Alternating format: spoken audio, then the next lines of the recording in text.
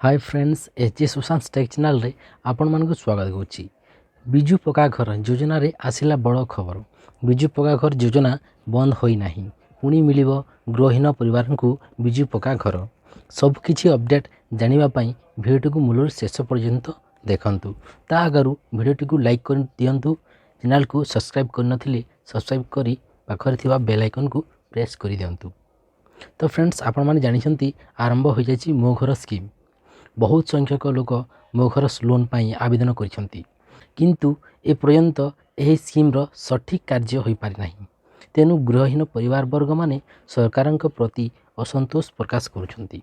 पुणी सरकारक नैकी आसीछंती बड़ घोषणा, समस्त को पुणी मिलिबो बिजु पक्का घर। देखंतु खबर रे स्पष्ट लिखा जायछि बिजु पक्का घर बंद होई नाही। चलित वर्ष एही योजना रे 762 संख्यक विस्थापितंकु गृह मंजूर कराई बोली पंचायती राज और पानीय जल मंत्री प्रदीप कुमार अमात विधानसभा कहिसंती।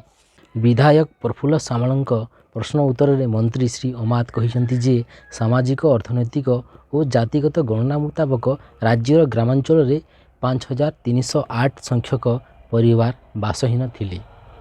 प्रधानमंत्री आवास योजना रे गत 18 तारिख सुधा 27,35,263 संख्यक परिवार को गृह मंजूर कराई। प्रधानमंत्री आवास योजना पाई योग्य थिबा और गृह पाई नथिबा 1,24,862 संख्यक परिवार नाम सर्वेक्षण करा जाई आवश्यकयुक्त तालिकार स्थानित कराई। आर्थिक वर्ष 14-15 रु 23 सुधा विभिन्न ग्रामीण गृह निर्माण योजना रे 31,55,210 गोटी पक्का गृह निर्माण कार्य शेष होइथिबा बेले 10,29,862 गोटी गृह निर्माणाधीन रही। तो जानीपारे आपण मान को यही अपडेटा देवाके थिला कि बिजु पक्का घर बंद होई नाही। जदि आपण मान को यही छोटिया इनफॉरमेशन वीडियो को भल लगिला ताहेले वीडियो लाइक करी चैनल टी सब्सक्राइब कर दियंतु।